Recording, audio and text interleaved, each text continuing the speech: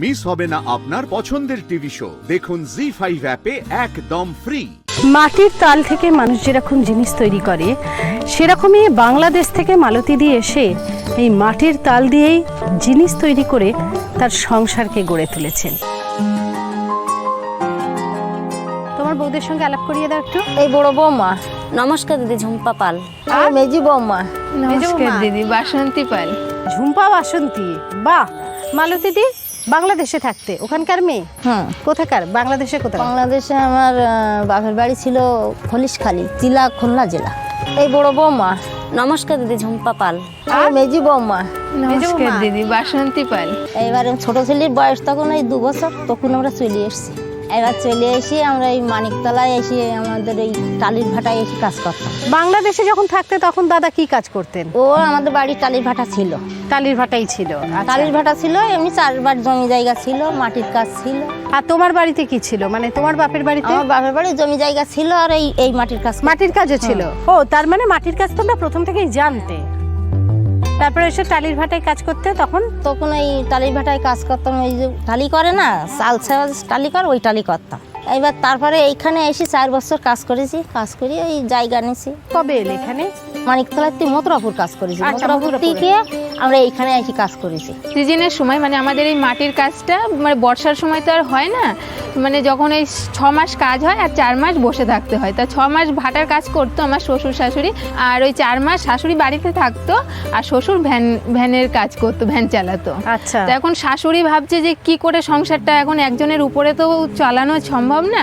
তো শাশুড়ি ওই মাটির কাজগুলো পারে বলে তা ওই ডোবা মানে ওই যে ড্রেন থেকে আর কি মাটি তুলে এনে, মানে খালের থেকে মাটি তুলে এনে এক জায়গায় রেখে সেই মাটিটাকে মানে মালসা, তারপরে মানে টব এগুলো বানাতো।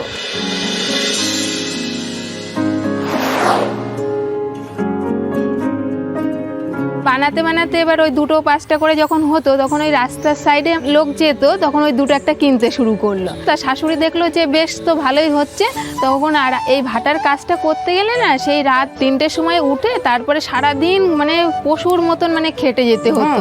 তা এখন এত কষ্ট তো করাই সম্ভব না। তা তখন দেখছি যে এই মাটির কাজে আমার বেশ হয়ে যাচ্ছে, তখন বললো যে আমি আর পরের ভাটায় কাজ করব না। আর পরের ভাটায় কাজ করা মানে কি, পরের কথা মতো চলতে হবে নিশ্চয়ই। এবার আমার মানে সুবিধা অসুবিধা তখন দেখবে না মালিক, তখন ওই পাশে একটু জমি নিয়ে সেখানে মাটি তুলে কাজ করতে লাগলো। আর ওই বড় ছেলে সঙ্গে তখন করতো। তো ওই দাদা ওই মালগুলো নিয়ে দোকানে দোকানে দিতে শুরু করলো। দোকান থেকে আরও অর্ডার আসতে লাগলো যে আমার আরও দাও। তখন আমার শ্বশুর তো আর আমার শাশুড়ির সঙ্গে করতো। এবার ছোট ছেলেকে নিয়ে ওই টালির ভাটায় কাজ করতে কি করে? কি করো, ওই বড় ছেলে ছিল, মেজি ছেলে ছিল, ওরাই রাখতো, ওরাই কাজ করতো। ওদের কাছে রেখে এসে কাজ করতাম। কি করতে তখন, কিভাবে চালাতে? ওইভাবে চলতো। আমরা যখন বাংলাদেশ থেকে এসে যখন ওই মানিকতলায় এসেছি, তখন ওই খেজুরির ওই কাঠ ফেরিয়ে তাই রাত্রি 8 হয়নি, তাই এবার বাচ্চা খাওয়াই, আমরা খাই। খেয়ে এবার আস্তে আস্তে তারপরের দিন একটা কাজ শুরু করি। ওই মালিকের কাছ থেকে টাকা নিয়ে তারপরে আমাদের চাল সব কিনে নিয়ে রান্না বান্না করি, খাওয়া দাওয়া করি। আর বাড়ি ঘর তো তখন তো কিছু ছিল না? ভাটাই থাকতাম। ভাটাই থাকতে? আচ্ছা। তারপরে আস্তে আস্তে ওই কাজ করে জমি কিনলে? না, ওই কাজ করি জমি কিনে, ওইখানে না, ওইখান থেকে এইখানে কাজ করেছি, ঈদগায় কাজ করেছি, মানে 2-3 ভাটায় কাজ করেছি। কাজ করি তারপরে টাকা জমাই, তারপর জমি নিয়েছি। জমি কিনলে মানে কতটা জমি কিনলে? এই 4 কাঠা। ও, তারপরে বাড়ি সাড়ি করলাম আস্তে আস্তে, এই কাজ করি আস্তে আস্তে। মানে নিজে থেকে কাজটা, অন্যের ভাটায় কাজ না করে নিজের কাজটা কিভাবে শুরু করলে? পুকুর টুকুর কাটতো, ওখান থেকে মাটি তুলে রেখে দিতাম, দিয়ে ওখান থেকে আবার সেই খানাখন্দের থেকে মাটি এনে বাড়ি এনে জমাইয়ে, তারপরে সেই মাটি পায়ে পাড়াইয়ে তারপরে মাল করতাম। পায়ে পাড়া দিয়ে কি করতে হয়? মাটি পায়ে পাড়াই ফিনিশিং করতে হয়। ওই মাটি কাকর থাকে, ডেলা থাকে। সেটা কে করে? তোমরাই করো পা দিয়ে? ওগুলো এখন মেশিন করে নিয়েছি, মেশিনে হয়।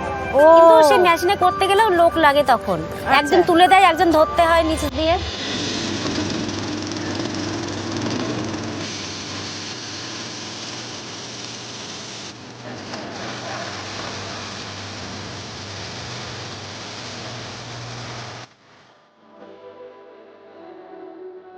এবার ওই মাটিটা পা দিয়ে পাড়াইয়ে মানে ফিনিশিং তৈরি নিয়ে তারপর আস্তে আস্তে মাল তৈরি করতে হতো। মাল করতাম, শুকনো মাটিতে হয় না তো। কিভাবে হয় বলো? ওই জল দিয়ে ভিজিয়ে নিতে হয় প্রথম, ভিজিয়ে নিয়ে 3-4 বার করে কুচাতে হয়, কুচিয়ে তারপরে একবার করে মানে 1 কোপ মাটি ফেলবে, আবার পা দিয়ে পাড়াবে, তারপর আচ্ছা। আবার 1 কোপ ফেলবে, আবার পা দিয়ে পাড়াবে, তারপর আচ্ছা। আবার এখান থেকে সরে ওখানে সরাবে, সেটাও পাড়াতে হবে, তারপর আবার সরাতে হবে, তারপর আবার গাদা দিয়ে সেখানে শিক দিয়ে কাটতে হবে, ওর মধ্যে ঝিল থাকবে, শামুক থাকবে, সেগুলো পরিষ্কার করতে হবে বের করে তারপরে সেই মাটিটাকে আবার করতে হবে, পাড়াতে হবে, পাড়িয়ে তারপর। তুমি পারো এগুলো, জানো? না, আমি এসে এখানে দেখেছি, আমার বাড়িতে করে না, বাপের বাড়িতে। কত বছর বিয়ে হয়েছে তোমার? এই 18 বছর বিয়ে হয়েছে। 18 বছর বিয়ে হয়েছে, এসে এইসব দেখেছো? হ্যাঁ, মানে আমি শুধু মানে এসে দেখে অবাক হয়ে যেতাম যে এই জিনিস। একদিন একটা মাল ভেঙে ফেলে দিয়ে সরিয়ে রেখেছি, আর মার সামনে এসে হাসছি আমি। ভেঙে ফেলেছে বলে? হ্যাঁ, মানে ভয় লাগছে কিছু যদি বলে, বকা টকা দেয়। লুকিয়ে রেখে এসেছি সাইডে। মাটির মাল গামলায় করে, মানে এখনো পর্যন্ত আমার শাশুড়ি মানে পিঠের যে ছাঁচ বানায়, হ্যাঁ, এখনো 3 তলার ছাদের উপরে নিয়ে যায়। ওই মাল তুলে নিয়ে যায় আমরা মাটি নিয়ে যেতে হয় ওপরে, মানে সমান জায়গা না হলে হয় না ওটা। আচ্ছা আচ্ছা। উঁচু নিচু জায়গা হলে এবার ওই নষ্ট হয়ে মাটি যাবে ওটা। নিয়ে তারপরে সেইগুলো করে যখন নামাতে হয়, তখন একটা মাল ভেঙে গেলে খুব কষ্ট হয়। নিশ্চয়ই। এবার ওই মাল গামলায় করে অনেক আনতে হয়, তো একটা একটা করে এনে সম্ভব না, তখন এই গামলায় করে আনতে গিয়ে ভেঙে যায়। ভেঙে গেলে এখনো মাল লুকিয়ে রেখে দিব, হয় যদি বকা দেয়।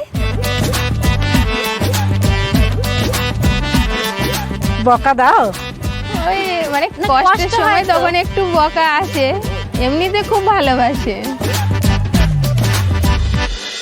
তোমার কত বছর বিয়ে হয়েছে? আমার এই 12 বছর বিয়ে হয়েছে।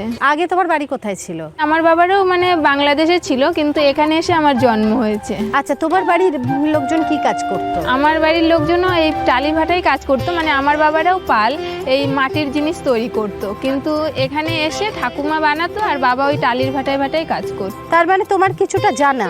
হ্যাঁ, কিন্তু আমরা কোনোদিন করিনি।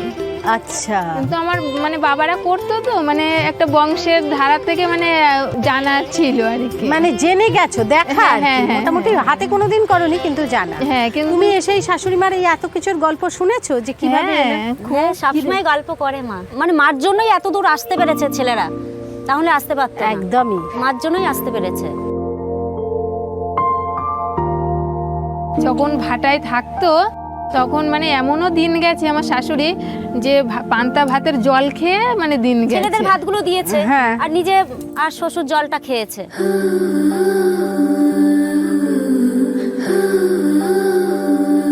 ছেলেদেরকে কিভাবে মানুষ করেছিলে? তার মধ্যেই ছেলেরাও কি এই কাজই করতো? হ্যাঁ, ছেলেরা সকালবেলা উঠে ওরা রান্না করেছে, তারপর থালা ধুয়েছে, প্রাইভেট পড়িয়েছে, স্কুলে গেছে।